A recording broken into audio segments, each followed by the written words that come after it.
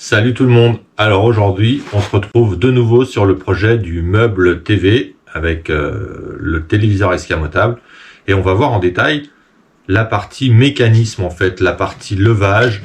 Qu'est-ce qui permet de lever l'écran? Pourquoi j'ai fait ces choix? Pourquoi cette conception? Vous allez comprendre un petit peu tout ce concept de mécanisme. On va voir aussi la partie du câblage électrique. Il n'y a pas grand-chose, il y a juste des interrupteurs qui permettent de détecter quand le téléviseur il est arrivé en haut ou en bas. Et puis il y a une partie alimentation et une partie télécommande. Mais c'est très simple, c'est une petite carte qui vient de chez AliExpress avec l'alimentation. Il n'y a pas grand-chose.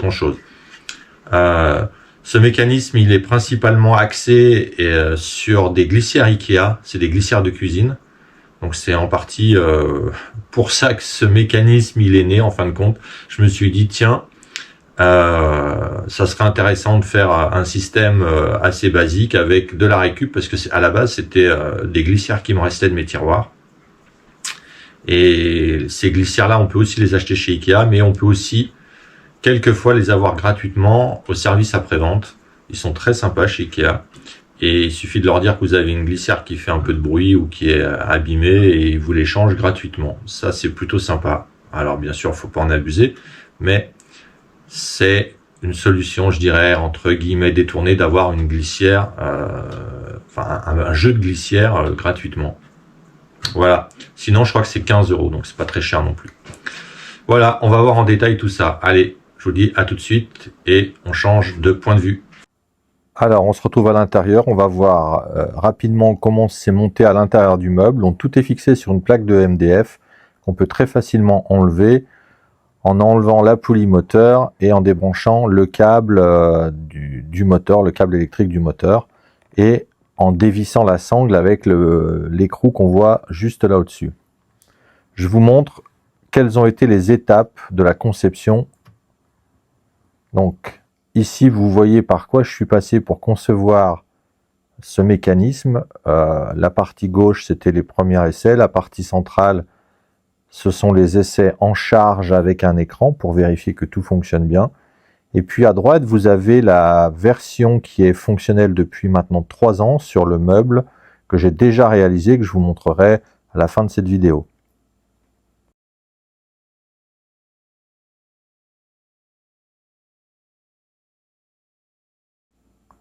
Ici, je vous ai mis des petits aperçus issus des vidéos Instagram. Vous avez quelques parties des réalisations avec le montage. Vous voyez tout à droite sur la plaque de MDF.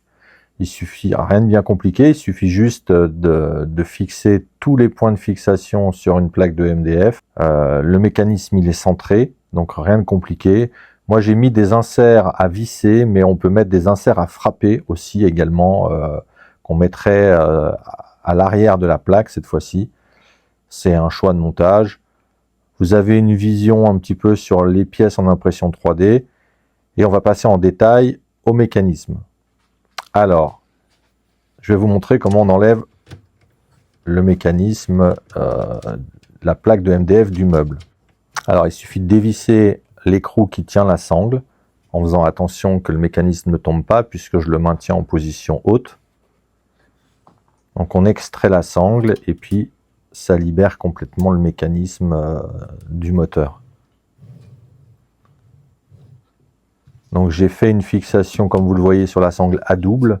J'ai doublé la sangle et je l'ai percé avec un fer à souder à chaud, ce qui permet de ne pas abîmer la sangle. Ensuite, il suffit d'enlever les 2 cosses électriques qui relient les câbles au moteur. Bien sûr, l'alimentation qui est branchée sur la prise d'alimentation, au fond à gauche. Il y a 4 vis sur l'exemple, mais j'en ai mis 2 en bas encore, au cas où. Voilà, c'est un choix. Ça tient très bien avec 2 vis, il n'y a aucun souci. Et une fois que ces vis sont enlevées, voilà, il suffit d'enlever la plaque complète. Et là, on libère complètement la partie mécanisme du meuble. Et maintenant, on va voir en détail le choix, les composants et tout ça. Alors, sur ce système, là, vous voyez, j'ai changé la sangle entre-temps. J'ai commandé des sangles rouges. Je trouvais plus cool d'avoir une sangle de la même couleur que le projet. Comme tout est rouge, je me suis dit c'est important. Donc vous allez voir comment je procède pour percer la sangle. Comme je vous l'ai dit, je la mets à double. Alors je prends une rondelle du diamètre M6 qui correspond à la vis de fixation, et puis après je viens percer au centre avec le fer à souder. Voilà, rien de bien compliqué.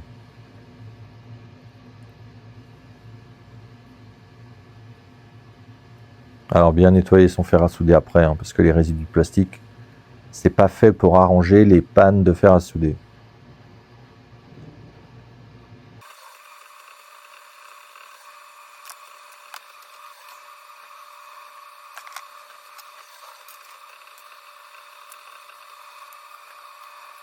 Alors j'ai respecté tous les points de fixation de l'équerre d'origine.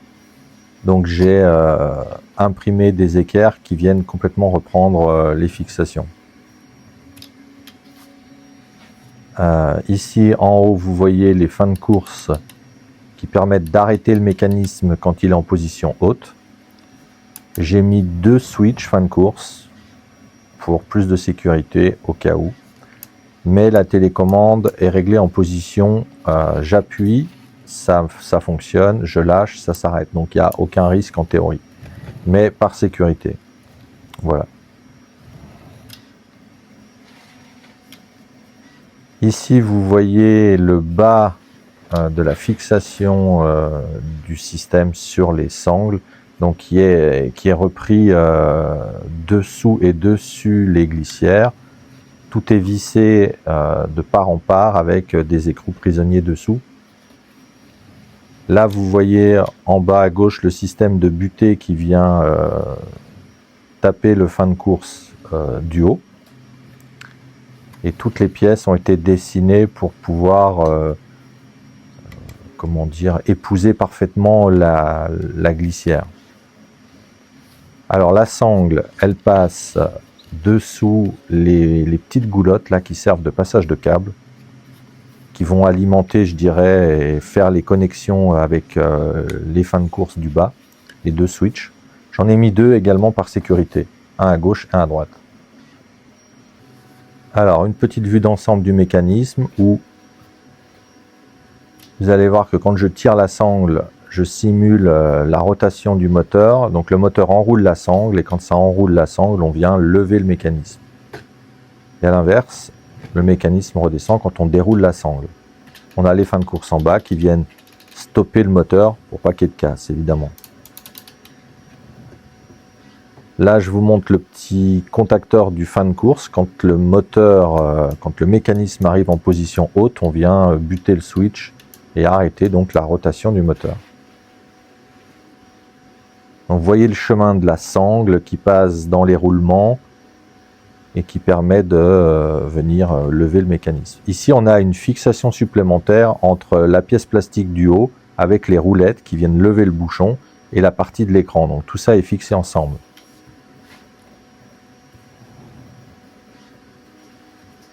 Donc les écarts de fixation de chaque côté.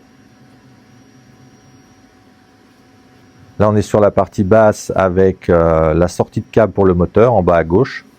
Et puis, vous voyez la sangle, les fins de course et comment ça se comporte. Le bloc d'alimentation, je l'ai intégré dans un boîtier avec la petite carte de commande pour monter et descendre le moteur. Là, on retrouve les câbles qui sont cachés par un petit cache que j'ai fait au-dessus du switch. Les câbles passent dans la goulotte et vont jusqu'à l'alimentation par cette petite pièce. Idem pour les câbles des switches du bas. Alors, parlons un petit peu du câblage. Ici, on a donc l'alimentation avec le neutre, la phase, la terre. Ensuite, on a plus et plus 12 volts et moins et moins. Donc, on commence par la carte. Ici, on a une alimentation plus et moins. Donc, on vient brancher le plus et le moins sur l'alimentation. Ensuite, on a un autre plus qui est là, qui est le rouge et le orange. Rouge et orange, ils sont donc tous les deux sur un plus et ils partent au fin de course. Le fin de course de couleur rouge, c'est celui-ci. Ici, on est sur les rouges. Et les fins de course orange, c'est les deux du bas.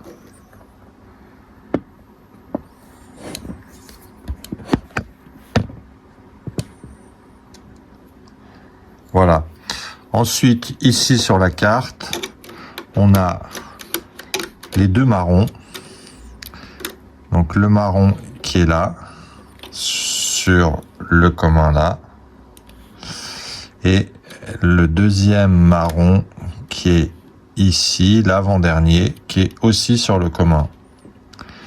Sur le noir, la masse, ici, on vient sur, ici, le NC, et ici, donc le troisième, qui est le NC aussi. Donc tout ça, c'est la masse. Et puis de l'autre côté, ici, le premier, on a le orange. Et ici, le deuxième rouge qui vient du switch. Je vous ferai un petit schéma, ce sera plus clair.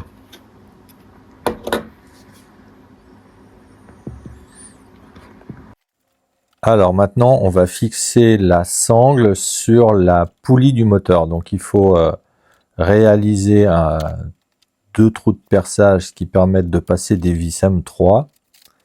Ces vis M3, je les passe par l'intérieur du support de courroie, je vais l'appeler comme ça. Donc la sangle est fixée à double pour plus de résistance, et puis un petit coup de fer à souder. Je mets deux écrous stop, deux rondelles pour serrer tout ça.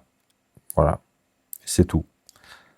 En fait, la sangle, elle peut pas se sauver, puisqu'après on fait un tour, même plusieurs tours sur elle-même pour pouvoir enrouler la sangle, et donc elle est relativement bien fixée. Sur le premier meuble du genre, ça fait 3 ans que c'est fonctionnel et ça n'a pas bougé. Alors sur ce moteur-là, il y a une clavette, donc ça me permet de bloquer la poulie en rotation sur l'axe du moteur. Voilà. Maintenant c'est terminé, il est temps de remettre tout le mécanisme dans le meuble, de fixer la poulie sur l'axe moteur, et puis on va pouvoir faire les essais. Donc là, les 4 vis de fixation, la sangle est prête, on va fixer tout ça sur l'axe moteur.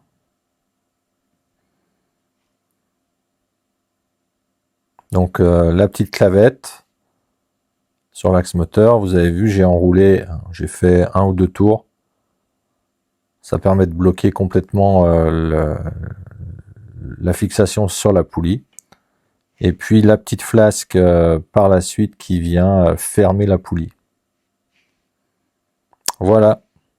Il est temps de remettre le mécanisme à l'intérieur de la boîte et de vous parler un petit peu du moteur. Donc c'est un moteur d'essuie-glace qui est fixé sur une cornière, tout simplement, et qui est fixée elle-même sur le fond du meuble. Alors en fonction des moteurs d'essuie-glace et de l'orientation des moteurs, soit il est fixé sur le fond, le moteur, soit il est fixé sur la partie face au mécanisme. Tout dépend de l'espace que vous voulez et que vous avez dans le meuble. Moi j'ai décidé de faire un meuble assez compact, donc le plus simple pour moi avec ce type de moteur, c'est de le fixer de cette manière. Alors je vous ai pas parlé des axes avec les roulements qui font la rotation et le passage de la courroie. Donc c'est des axes de 5 mm avec des petits roulements de 10 mm. Ensuite sur le dessus, là vous voyez les deux pièces qui servent à tenir l'écran. En fait, il y a deux petites colonnettes de jonction qui servent à tenir ces deux pièces entre la partie haute et la partie basse. Le support d'écran, lui, il est fixé au travers avec deux grandes vis qui viennent chercher des écrous sur le support d'écran que j'ai dessiné spécifiquement pour l'écran que je possède. Donc ces deux blocs là sont maintenus ensemble et le dessus du support est posé sur l'extrémité de la de la coulisse. Bon allez, je refixe l'écran et puis on va voir ça de plus près.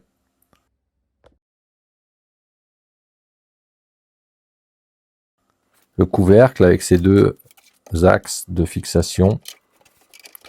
Et c'est parti pour les essais.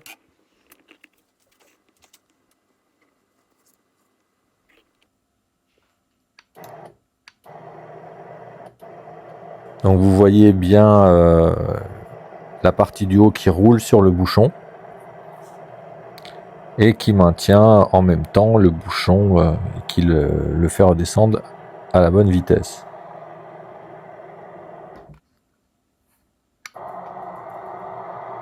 Bon, au départ, je voulais mettre un vérin pour compenser un petit peu la charge du bouchon. Et puis finalement, non. Ça fonctionne très bien comme ça, donc j'ai décidé de le laisser comme ça. Donc là, on est sur l'arrière pour que vous voyez bien. Donc c'est ces deux pièces-là. Donc la partie du haut étant butée sur le bout de la glissière. Elle ne peut pas descendre, elle est bloquée. Et cette pièce du haut est fixée avec le support d'écran qui permet, avec les deux petites colonnettes et les vis, de régler la hauteur de l'écran tout en empêchant l'écran de descendre. En fait, il faut régler le dessus de l'écran avec la partie visible de l'écran pour pas qu'on ait le meuble qui vienne gêner la visibilité. Voilà. Tout ça fait un ensemble assez compact qui tient très très bien. Je vous montre une petite vue de l'intérieur. Bon, malgré tout, je trouve que c'est assez propre et volontairement, je voulais qu'on voit un petit peu la mécanique. Je trouve ça sympa. Mais je voulais aussi que ce soit propre et qu'on n'ait pas des câbles partout. Ça gâche un peu la vue quand on a des câbles qui dépassent de partout.